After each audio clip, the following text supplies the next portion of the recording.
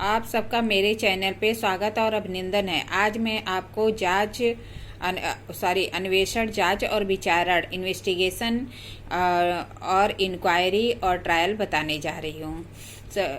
इससे पहले कि मैं आपको इन्वेस्टिगेशन, इंक्वायरी और ट्रायल बताऊं, मैं आपसे एक क्वेश्चन पूछना चाहती हूँ कि क्या पुलिस अधिकारी अन्वेषण करने से इनकार कर सकता है? यदि हाँ, तो कब और किस धारा में? प्लीज़ इसका उत्तर आप इनबॉक्स में जाकर टाइप कर दीजिए। और नहीं पता है तो मैं वीडियो के लास्ट में इसका उत्तर बताऊंगी। प्लीज़ मेरे साथ बने रहिए।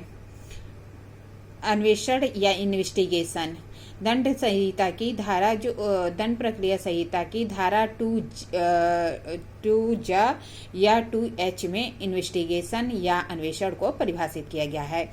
अन्वेषण के अंतर्गत वे सब कार्रवाइयां हैं जो संहिता के अधीन पुलिस अधिकारी द्वारा या मजिस्ट्रेट से भिन्न किसी व्यक्ति द्वारा, जो मजिस्ट्रेट द्वारा इस निमित्त प्राधिकृत किया गया है, साक्ष्य एकत्रित करने के लिए किया जाए।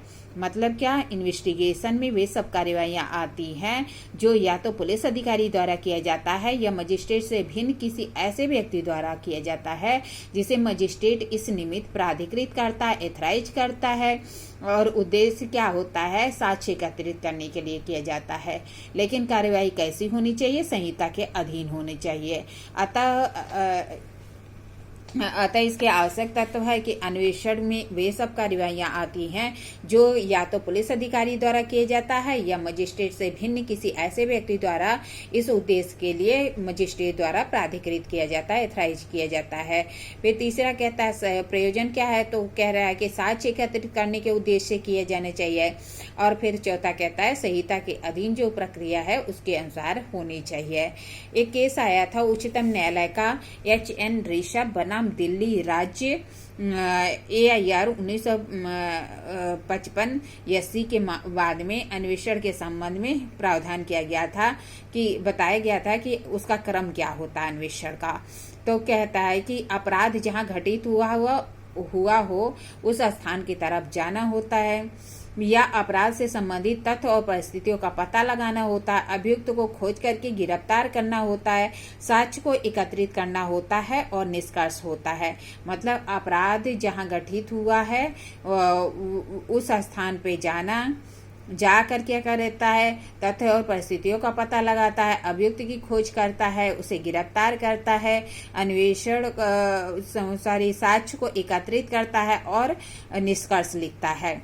अन्वेषण के संबंध में एक और केस आई थी जमुना चौधरी बनाम बिहार राज्य AIR 1974 है SC। इसमें न्यायालय ने यह निर्धारित किया कि अन्वेषण का उद्देश्य क्या होना चाहिए? मामले की गहराई तक जाकर सत्यवाद का पता लगाना, मतलब मामले की तह तक जाकर सत्यवाद की खोज करना अन्वेषण का उद्देश्य है।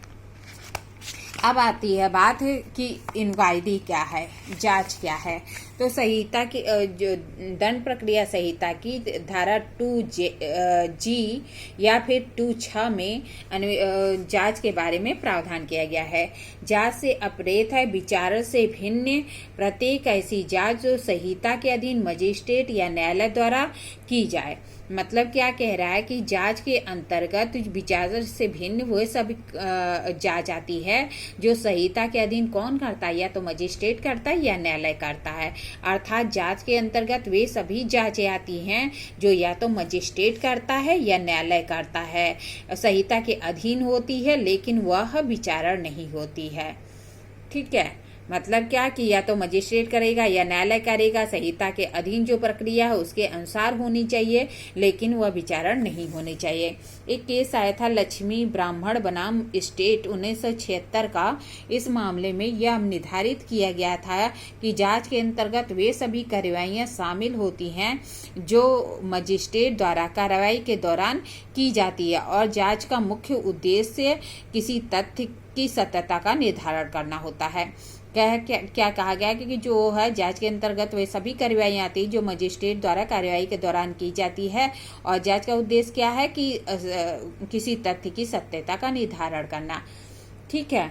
अब क्या है कि सामान्य भाषा में जांच क्या होती है, तो जब अभियुक्त व्यक्ति न्यायालय के समक्ष हाजिर होता है या लाया जाता है तो मजिस्ट्रेट द्वारा कुछ कार्यवाही की जाती है या न्यायालय द्वारा कुछ कार्यवाही की जाती है।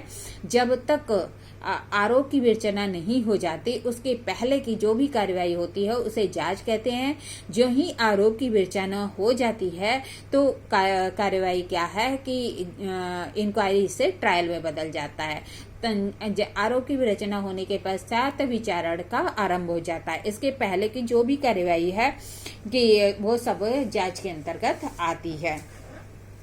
अब विचारण शब्द को दंड प्रक्रिया संहिता में परिभाषित नहीं किया गया है। विचारण एक न्यायिक प्रक्रिया है जिसमें कि किसी न्यायालय द्वारा किसी अपराध के अभियुक्त व्यक्ति को दोषसिद्ध या दोषमुक्त विनिश्चित किया जाता है। मतलब विचारण क्या है कि इसको परिभाषित नहीं किया गया है। सामान्यतः विचारण एक ऐसी प्रक्रिया है जिसमें न्यायालय द्वारा अभियुक्त व्यक्ति को आरोप के संबंध में क्या किया जाता है, दोषसिद्ध या दोषमुक्त किया जाता है। इसके जो दोषसिद्ध या दोषमुक्त किया जाता है तो प्रक्रिया क्या होगी, विचारण के अंतर्गत आएगी। और वरना जो है जब मजिस्ट्रेट क्या अभियुक्त पर आरोप विरचित करके कार्यवाही आरंभ करता है तो विचारण शुरू हो जाता है और उसका परिणाम क्या होता है, या तो अभियुक्त व्यक्ति को एक्विटल कर दिया जाता है या कॉन्फ्लिक्ट कर दिया जाता है। ठीक है। और जबकि जांच में क्या होता है, दोषसिद्ध या दोषमुक्त नहीं होता, उसके पहले की कार्यवाही होती है जो मामले को स्थापित करने या सत्यबात का पता लगाने के लिए आवश्यक होती है। वह कार्यवाही क्या होती है, जांच या इंक्वायरी होती है। आइए तीनों का अंतर देखते हैं, इन्वेस्टिगेशन, इंक्वायरी और ट्रायल में क्या क्या अंतर है। तो पहले प्रकृति संबंधी अंतर कि तीनों में क्या अंतर है। प्रकृति संबंधी क्या अंतर है, अन्वेषण एक न्यायिक अन्वेषण की प्रकृति न्यायिक नहीं है। अन्वेषण जो है न्यायिक प्रक्रिया नहीं मानी जाती, जबकि जांच और विचारण दोनों ही न्यायिक प्रक्रिया मानी जाती है। फिर क्या है कि उद्देश्य संबंधी, अन्वेषण का उद्देश्य साक्ष्य को एकत्रित करना होता है। अन्वेषण का क्या उद्देश्य है, साक्ष्य एकत्रित करना, जो कि बताया गया है जो है 2H में। फिर क्या है, जांच का उद्देश्य अभियुक्त को दोष मुक्त करना या सत्र न्यायालय को सुपुर्द करना है। मतलब जांच का उद्देश्य क्या है, या तो अभियुक्त दोष मुक्त हो जाए या सत्र न्यायालय के समक्ष उसको सुपुर्द कर दिया जाए। विचारण का उद्देश्य अभियुक्त व्यक्ति को दोष मुक्त या दोष सिद्ध करना, कॉन्फ्लिक्ट या इक्विटल करना। फिर कह रहा है कि प्राधिकारी कौन होता है, अन्वेषण में कोई भी पुलिस अधिकारी होता है या मजिस्ट्रेट द्वारा प्राधिकृत कोई व्यक्ति होता है, किंतु वह स्वयं मजिस्ट्रेट नहीं होता है। अन्वेषण या तो पुलिस अधिकारी करेगा या मजिस्ट्रेट द्वारा प्राधिकृत कोई अन्य व्यक्ति करता है, लेकिन मजिस्ट्रेट नहीं करता है। जांच मजिस्ट्रेट या न्यायालय द्वारा किया जाता है, विचारण भी मजिस्ट्रेट या न्यायालय द्वारा किया जाता है।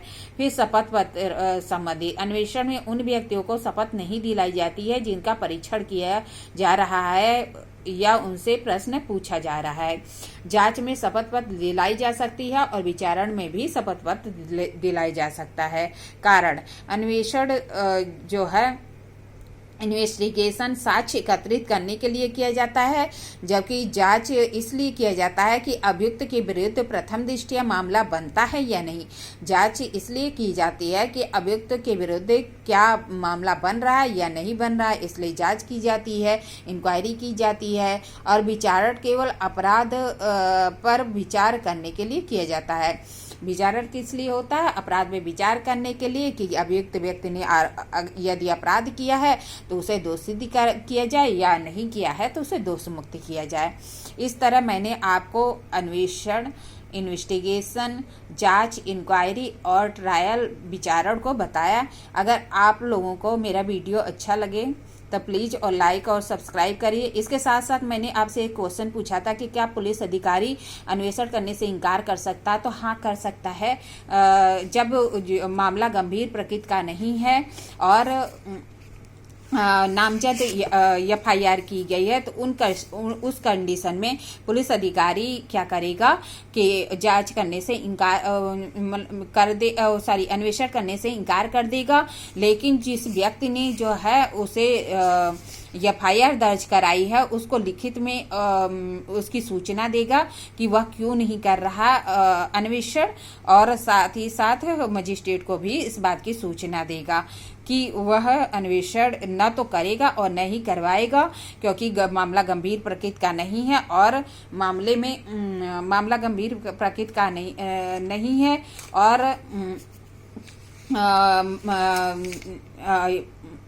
और अन्वेषण करने के लिए कोई पर्याप्त आधार नहीं है, तो वह क्या करेगा, इनकार कर देगा। मतलब नामजद FIR होगी और उसे लगता है कि जो मामला है वह गंभीर प्रकृति का नहीं है और साथ ही साथ उसे लगता है कि अन्वेषण करने का पर्याप्त आधार नहीं है, तो इनकार कर सकता है। जब हमें 157 देखते हैं तो उसमें यह प्रावधान किया गया है। ठीक है, अगर आपको मेरा वीडियो अच्छा लगे तो प्लीज़ लाइक और सब्सक्राइब करिए। Thank you.